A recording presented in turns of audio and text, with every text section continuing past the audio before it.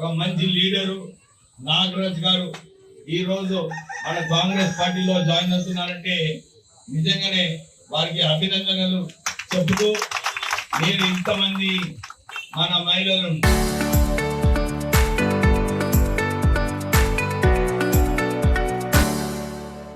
8వ వార్డులో నేను మొబైలైజ్ చేసి కాంగ్రెస్ పార్టీలో కౌన్సిలర్ గా నిలబడి గెలవాలని చెప్పి ఏదైతే తపన ఉన్నదో అందరికీ కూడా పేరు పేరుగా అభినందనలు చెప్తున్నాను.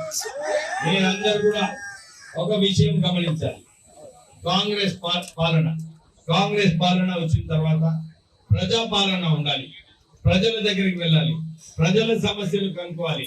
ప్రజల సమస్యలు కనుక్కొని ఈ సమస్యలను పరిష్కారం చేయాలని చెప్పి కాంగ్రెస్ ప్రజా పాలనతో వస్తేనే 6 గ్యారంటీల కార్డు మనం అమలు చేయడం జరిగింది.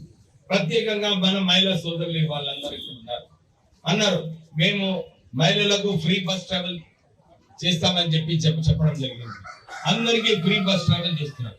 ఇప్పటి వరకు ఈ 2 సంవత్సరాలలో మన రాష్ట్ర ప్రభుత్వము మహిళల ఫ్రీ బస్ ట్రావెల్ కోసము సుమారు 9,000 కోట్ల రూపాయలు ఖర్చు పెట్టారు. అంటే ఆ 9,000 కోట్ల రూపాయలు మహిళలకు ఉపయోగపడ్డదా లేదా? ఏమక్క అవునా కదా? అయితే ఇది అక్క కాదట్టుందమ్మా, అవునా కదా? మీకే కదా లాభం వచ్చేది. ఫ్రీ బస్ ట్రావెల్ చేసినప్పుడు ప్రభుత్వం మీకోసం టికెట్ ఇస్తుంది. టికెట్ పైసలు ఆర్టీసీకి ఇస్తుంది. అంటే 9,000 కోట్ల రూపాయలు మన రాష్ట్ర ప్రభుత్వము ఆర్టీసీకి ఇవ్వడం జరిగింది. మహిళా శక్తి ఉండాలి, మహిళలకు ప్రోత్సహించాలని చెప్పి నేను మొన్న సిద్దిపేటకు వచ్చినప్పుడు కూడా మన మహిళలకు అందరికీ మిత్తి లేని రుణాలు కూడా ఇవ్వడం జరిగింది. తర్వాత బ్యాంక్ లింకేజ్ మహిళలకు మన తెలంగాణ రాష్ట్రంలో 23,000 కోట్ల రూపాయల బ్యాంక్ లింకేజ్ కూడా మన మహిళలకు ఇవ్వడం జరిగింది. ఒక మంచి కార్యక్రమం. మన మున్సిపల్ ఎలక్షన్స్, సర్పంచ్ ఎలక్షన్లలో కూడా కాంగ్రెస్ హయాంలోనే 50% రిజర్వేషన్ మహిళలకు ఇవ్వాలని చెప్పి ఆ చట్టం తీసుకొచ్చింది కాంగ్రెస్ ప్రభుత్వమే అని చెప్పి మహిళలకు అందరికీ కూడా గుర్తు చేస్తున్నారు. అంతేగాక మహిళలకు ఇందిరమ్మ ఇల్లులు కూడా మహిళల పేరు మీద ఉండాలి. మహిళలకు ఒక గౌరవం కల్పించాలి. మహిళలకు వారికి కుట్టు మిషన్లు ఇస్తూ పాటు ట్రైనింగ్ సెంటర్స్ పెట్టి వీళ్ళందరికీ కూడా ఏదో ఒక ఉపాధి కల్పించాలని చెప్పి కాంగ్రెస్ ప్రభుత్వం ముందుకు వెళ్తుంది. సో మీరు గమనించాలి, చాలా చోట్ల కూడా నేను చూస్తాను. ఇతర రాష్ట్రాలు పోయినప్పుడు అరే తెలంగాణలో మీ ముఖ్యమంత్రి కాంగ్రెస్ ప్రభుత్వము ఇంత చక్కగా ప్రజలకు సంక్షేమ కార్యక్రమాలు ఎట్లా చేస్తున్నారని చెప్పి చాలా మంది చాలా రాష్ట్రాలలో అడుగుతూ ఉంటారు. మీ అందరికీ తెలుసు, కేసీఆర్ సమయంలో అప్పులు చేసి 60,000 కోట్ల అప్పు తెలంగాణలో ఉంటే దాని మీద 8 లక్షల కోట్ల అప్పు చేసిన ఘనత అది టిఆర్ఎస్ ప్రభుత్వం. కేసీఆర్ గారు 8 లక్షల కోట్ల అప్పు అంటే నెలకు 5,000 కోట్ల రూపాయలు అప్పు వ్యక్తి మన రాష్ట్ర ప్రభుత్వం బ్యాంకర్లకు కడుతుంది. 5,000 కోట్లు అంటే ఎన్ని కోట్లు అయినా సంవత్సరానికి 60,000 కోట్ల రూపాయలు కేవలం మిత్తి కడుతున్నారు. ఇవన్నీ ఇబ్బందులు ఉన్నప్పటికీ కూడా లేదు, ప్రజలకు సంక్షేమ కార్యక్రమాలు తీసుకోవాలి, ప్రజలకు మేలు చేయాలని చెప్పి మన అందరికీ 10 సంవత్సరాలు రేషన్ కార్డులు ఇవ్వకుంటే మన అందరికీ రేషన్ కార్డులు వచ్చినాయా లేదమ్మా? వచ్చినాయి కదా. మనకు రేషన్ కార్డులు వస్తే మనకు 200 యూనిట్లు ఫ్రీ వస్తాయి. ఎవరైతే అర్హత ఉన్నారో వారికి ఇందిరమ్మ ఇల్లులు వస్తుంది. మహిళా బస్ ట్రావెల్ ఫ్రీ ఉంటది. రాజీవ్ ఆరోగ్యశ్రీ స్కీమ్ కింద 10 లక్షల వరకు ఫ్రీ ట్రీట్మెంట్ ఉంటుంది. ఇవన్నీ కూడా మనకు రేషన్ కార్డు వచ్చినప్పుడు వస్తాయి. అంటే మొన్న కూడా మీరు అందరు చూస్తున్నారు, రాష్ట్ర ప్రభుత్వం బడ్జెట్ లో 2 లక్షల మందికి పెన్షన్లు ఇవ్వాలని చెప్పి కూడా నిర్ణయం తీసుకున్నారు. మనం సిద్దిపేట వచ్చినప్పుడు కూడా ఇదే చెప్పినాను. ఈ ఎలక్షన్ తర్వాత మొన్న ఏదైతే మున్సిపల్ ఎలక్షన్స్ అయినా ఇతర చోట్ల అన్ని చోట్ల కూడా నేను ఇదే అనౌన్స్ చెప్పాను. మనకు తొందరగా పెన్షన్లు వస్తాయి. ఈ రాష్ట్ర ప్రభుత్వము బడ్జెట్ లో కూడా 2 లక్షల మందికి పెన్షన్లు ఇవ్వాలని చెప్పి నిర్ణయించుకున్నాం. అంటే కేవలము ఈ కేసీఆర్ హయాంలో మీరు అందరూ చూస్తున్నారు, మనకు కాళేశ్వరం అని చెప్పి 1,00,000 కోట్ల రూపాయలు వృధా చేశారు. 5 సంవత్సరాలు అయింది ఈ ప్రాజెక్ట్ కట్టి, కానీ కేవలము 60 టీఎంసీల నీళ్లు ప్రజలకు ఇద్దామని చెప్పి పంపింగ్ చేస్తున్నారు. అది కూడా పై నుంచి వాన వచ్చినప్పుడు 60 టీఎంసీ నీళ్లు కూడా వృధా కావడం జరిగింది. అంటే మనము ఏదైతే ఆ 1,00,000 కోట్ల ప్రాజెక్టు పైన ఇప్పటి వరకు 20,000 కోట్ల రూపాయలు కేవలం మిత్తి కట్టడం జరిగింది. అంటే ఈ పెద్ద పెద్ద ప్రాజెక్టు మన సిద్దిపేటలో కూడా 1000 బెడ్డెడ్ హాస్పిటల్ కట్టింది. ఇంత పెద్ద ఖర్చు ఎందుకు పెట్టాలి? ఈ డిస్ట్రిక్ట్ కి, సిద్దిపేట డిస్ట్రిక్ట్ కి ఒక 500 బెడ్ల హాస్పిటల్ ఉంటే మనకి అందరికీ మంచిగా ఉండేది. మొత్తం పూర్తిగా కూడా అయిపోయింది ఇప్పుడు స్టాఫ్ తో సహా. మన అందరికీ కూడా మనము ఈ హాస్పిటల్ కూడా మంచిగా నడుపుతాం. కానీ కేవలం ఈ పెద్ద పెద్ద ప్రాజెక్టులు మీరు అందరు చూస్తున్నారు. కాళేశ్వరంలో ఎంత అవినీతి జరిగిందో, ఖాళీ కేవలం కమిషన్ల కోసం తుమ్మిడి అట్ట నుంచి తీసుకెళ్లి కాళేశ్వరానికి తీసుకుపోవడం జరిగింది. మీ అందరు చూస్తున్నారు. కేసీఆర్ అప్పుడు వారి కుటుంబ సభ్యులకు అందరికీ కూడా 100 ఎకరాల ఫామ్ హౌస్ కట్టిండు. కానీ మనకు డబుల్ బెడ్రూమ్ ఇల్లు కట్టలే. ఇప్పుడే నాగరాజ్ చెప్తున్నాడు, సార్ మా వాడలో, మా 8 వాడలో చాలా మందికి ఇంద్రమ్మ ఇల్లు కావాలి, మీరు శాంక్షన్ చేస్తారా అని చెప్పి నాకు పక్క నుండి ఇప్పుడే అడగడం జరిగింది. నేను గారికి విశ్వాసం ఇప్పించిన. ఆల్రెడీ మన రాష్ట్ర ప్రభుత్వము 3,500 ఇల్లు మన సిద్దిపేటకి ఇవ్వడం జరిగింది. త్వరలోనే మళ్ళీ మనకు 2,500 ఇల్లు శాంక్షన్ అవుతాయి. మీరు ఇక్కడ అర్హత ఉన్న వాళ్ళందరూ కూడా మీరు లిస్ట్ ప్రిపేర్ చేసి నాగరాజ్కి ఇవ్వండి. ఇవన్నీ ఎలిజిబిలిటీ చూసుకున్న తర్వాత మనకు కొత్త ఇల్లు వచ్చినప్పుడు మీ అందరికీ కూడా ఎవరికైతే అర్హత ఉందో వాళ్ళందరికీ ఇంద్రమ్మ ఇల్లు ఇప్పించే బాధ్యత మాదని చెప్పి సభాముఖంగా మీ అందరికి ఏమో చప్పట్లే కొట్టలేదు. గట్టిగా చప్పట్లు కొట్టండి. మీరు కొట్టినప్పుడు నాకు కూడా గుర్తొస్తుంది, అరే మా మహిళలు అందరూ కూడా వాళ్ళు ఎదురు చూస్తున్నారు, మాకు ఇంద్రమ్మ ఇల్లు కావాలని చెప్పి. మా మీద కూడా ఒక భారం ఉంటది. మీరు చప్పట్లు కొట్టినప్పుడు రాజకీయ నాయకుడికి ఏముంటుందమ్మా? చప్పట్లు కొట్టినప్పుడే మా ప్రజలందరూ కూడా కోరుతున్నారు, ఇప్పియాలి వీళ్ళందరికీ అని చెప్పి నాకు కూడా బాధ్యత ఉంటది. సో మీరు అందరు కూడా మన వార్డులో, ఈ 8వ వార్డులో ఎవరైతే అర్హత ఉన్నదో వాళ్ళందరికీ ఇందిరమ్మ ఇల్లు ఇప్పిస్తా అని చెప్పి సభాముఖం మీ అందరికి కూడా కోరుతున్నాను. తర్వాత వాళ్ళందరూ, సార్ మా వార్డులో చాలా చోట్ల డ్రైనేజ్ సిస్టమ్ సరిగా లేదు, డ్రైనేజ్ సిస్టమ్ దీన్ని సకరణ చేయాలని చెప్పి వారు చెప్పడం జరిగింది. నేను వారికి మరొకసారి విశ్వాసం ఇప్పిస్తున్నా. సిద్దిపేటలో ఎక్కడైతే డ్రైనేజ్ సరిగా లేదో అన్ని వార్డులలో కూడా మా కాంగ్రెస్ కార్యకర్తలకు అందరికీ నేను విజ్ఞప్తి చేస్తున్నా, మీరు ఒక లిస్టు రాసుకోండి.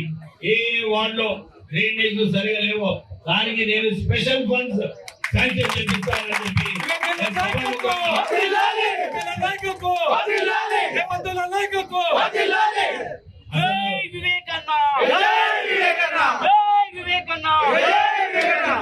రేపే నేను రేవంత్ రెడ్డి గారిని కాటారం పబ్లిక్ మీటింగ్ లో కలుస్తున్నా.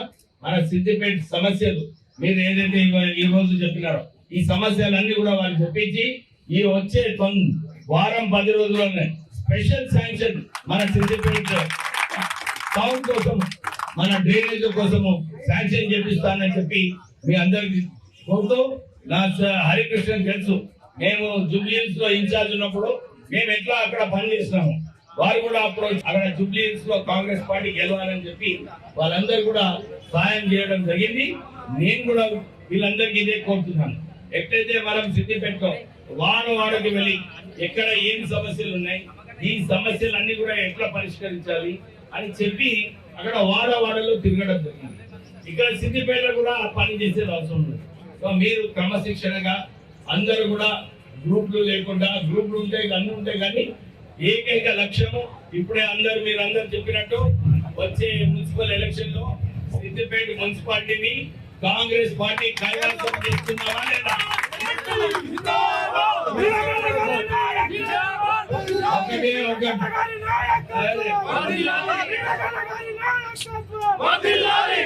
నేను ఒక్కటే కోరుతున్నా, ఒక ఛాలెంజ్ పబ్లిక్ లో లేదా? పబ్లిక్ అయితే మనకు ఓటు ఇస్తారు, ఛాలెంజ్ మన దాంట్లో ఉన్నది. మనమందరం కూడా కలిసి మెలిసి ఉంటే డెఫినెట్లీ మనం మున్సిపల్ కార్పొరేషన్ కైవసం చేసుకోవాలి. నేను చెప్తున్నా, ఇవాళ పొద్దున కూడా నేను మంత్రి ఇన్ఛార్జ్ అయిన తర్వాత దుబాకలో అన్ని గ్రూప్స్ ఉంటాయి, అక్కడ కూడా అన్ని చోట్ల ఉంటాయి, అన్ని పార్టీలో ఉంటాయి. నేను అన్ని దగ్గర తిరిగినా నాకు తెలుసు అందరి గురించి. సో కానీ మనకు ఒక రెస్పాన్సిబిలిటీ ఇది, మనం ఎట్లా ఈ సిద్దిపేట టౌన్ ని కైవసం చేసుకోవాలి. దుబ్బాకలో అన్ని మున్సిపల్ మార్కెట్ కమిటీ చైర్మన్ అన్ని కూడా నియమించడం జరిగింది.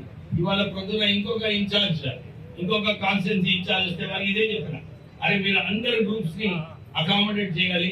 అకామిడేట్ చేసినప్పుడు పార్టీ ఒకటే బలం వెళ్తుంది, మనం మంచిగా పార్టీ కోసం కొట్టాడుకోవచ్చు అని చెప్పి వారికి అడ్వైజ్ ఇచ్చి అందరినీ పేర్లు కలపాలని చెప్పి చెప్పడం జరిగింది. అట్లనే ఇక్కడ కూడా మన సిద్దిపేటలో ఈ మార్కెట్ కమిటీ చైర్మన్ నగనూరు ఇంకా చిన్నకొండూరు ఈ రెండు కూడా మార్కెట్ కమిటీ చైర్మన్ తొందరలోనే నియమించబోతున్నాం. అదే హరికృష్ణ అంటుడు సార్ మా సిద్దిపేట ఎప్పుడు చేస్తామని చెప్పి అడుగుతున్నారు. అది కూడా తొందరలోనే, ఎందుకంటే చేసేది అవసరం ఉంది. ఈ ఏదైతే ఇక్కడ మార్పులు కూడా కొన్ని చేసేది అవసరం ఉంది సిద్దిపేటలో. ఇవన్నీ కూడా మన మధ్య కష్టపడి పని చేస్తే అన్ని ఏదైనా సాధించుకోవచ్చు. నాది ఎప్పుడు కూడా నాకు ఒకటే లక్ష్యం ఉంటుంది, కష్టపడాలి, ప్రజలలో ఉండాలి. ప్రజలలో తిరిగినప్పుడే మనకు ప్రజల ఆదరణ వస్తుంది, ప్రజల సమస్యలు ఏమున్నాయని తెలుస్తుంది. మనకు ఖాళీ కేవలం మైక్ పట్టుకొని ప్రెస్ కాన్ఫరెన్స్ చేస్తే సరిపోదు. అందు గురించి కమిటీలు వేయండి, ఒక్కొక్క వార్డుకి కమిటీలు వేసి, ఇప్పుడే హరికృష్ణ చెప్పినట్టు 43 వార్డులలో 43 కాంగ్రెస్ పార్టీ ఆఫీసర్స్ ఉండాలి. ఈ 15 రోజులలో 43 కాంగ్రెస్ పార్టీ ఆఫీసర్, మీరు ఒక 10-15 రోజులలో ఈ కాంగ్రెస్ పార్టీ ఆఫీసెస్ ఓపెన్ చేసే కార్యక్రమం తీసుకోండి. సమస్యలు ఏదైతే ఉన్నాయో ఒక్కొక్క వార్డులో ఒక 10 రోజులు టైం, ఎందుకంటే టైం ఇవ్వాలి. అందరు కూడా వార్డులలో తిరిగి మీరు ఏమేమి సమస్యలు ఉన్నాయి కనుకోండి. నేను ఒక రోజు వస్తా. నేను మా చెన్నూరులో ఏం చేస్తా అంటే మార్నింగ్ కూడా పొద్దున 6:30కు మార్నింగ్ వాక్ పోతా వార్డులలో పోయినప్పుడు అప్పుడే ప్రజలు బయటకు వచ్చి సార్ మాకు ఈ సమస్యలు ఉన్నాయి, కొందరు తిరుగుతారు, సార్ ఏం సార్ ఇక్కడ ఏం పని కాలేదు, మా డ్రైనేజ్ బాగాలేదని తిరుగుతారు. తిట్టినప్పుడు చాలా మంచి విషయం, అంటే మనకు ప్రజల ఆవేదన ఏమన్నదో తెలుసు.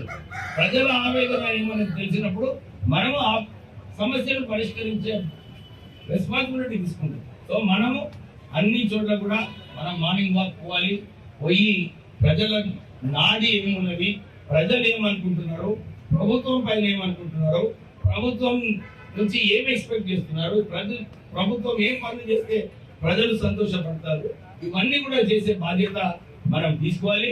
మీరందరూ కూడా మంచిగా, ఎందుకంటే నేను ఇక్కడ మంత్రి ఇన్ఛార్జ్ అయిన తర్వాత వచ్చినప్పటి నుంచి చూస్తున్నా సిద్దిపేటలో ఒక మంచి ఊపు రావడం జరిగింది. ఈ ఊపుని ముందుకు తీసుకెళ్తారు, అది మన కార్యకర్తల చేతిలో ఉన్నది.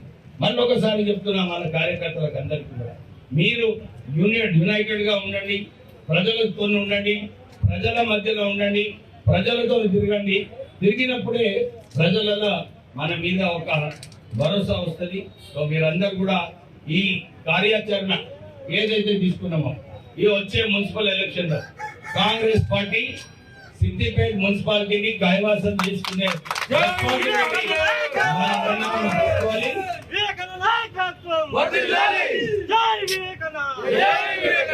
మీ అందరికీ కూడా నేను మళ్ళొకసారి భరోసా ఇస్తున్నా. ఏది ఏమైనా కానీ నేను ఉంటా ఇక్కడ, ఎందుకంటే సిద్దిపేటతో నాకు కొన్ని పాత సంబంధాలు ఉన్నాయి. మా నాన్నగారు కూడా ఇక్కడ 2 సార్లు ఎంపీగా మీరందరు సిద్దిపేటలో గెలిపించడం జరిగింది. వారు ఆ రోజులలో మేము చాలా చిన్నగా ఉన్నాము.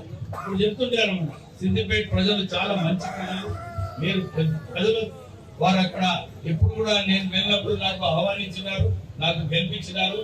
సిద్దిపేటని మనము మంచిగా చూసుకోవాలని చెప్పి చాలా సార్లు చెప్పడం జరిగింది. సో మీ అందరికీ కూడా నా ఒక రెస్పాన్సిబిలిటీ, సిద్దిపేట టౌన్ ని మంచిగా అభివృద్ధి బాటలో తీసుకువెళ్లే బాధ్యత నా పైన ఉంది.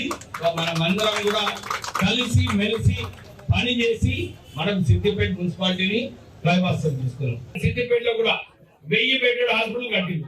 ఇంత పెద్ద ఖర్చు ఎందుకు పెట్టాలి? ఈ డిస్ట్రిక్ట్ కి, సిద్దిపేట డిస్ట్రిక్ట్ కి ఒక 500 బెడ్ల హాస్పిటల్ ఉంటే మనకందరికి మంచిగా ఉండేది. మొత్తం పూర్తిగా కూడా అయిపోయింది ఇప్పుడు స్టాఫ్ తో సహా. మన అందరికీ కూడా మనము ఈ హాస్పిటల్ కూడా మంచిగా నడిపించాం. కానీ కేవలం ఈ పెద్ద పెద్ద ప్రాజెక్టులు మీరు అందరు చూస్తున్నారు. కాళేశ్వరంలో ఎంత అవినీతి జరిగిందో, కేవలం కమిషన్ల కోసం తుమ్మిడి గంట నుంచి తీసుకెళ్లి కాళేశ్వరానికి తీసుకుపోవడం జరిగింది.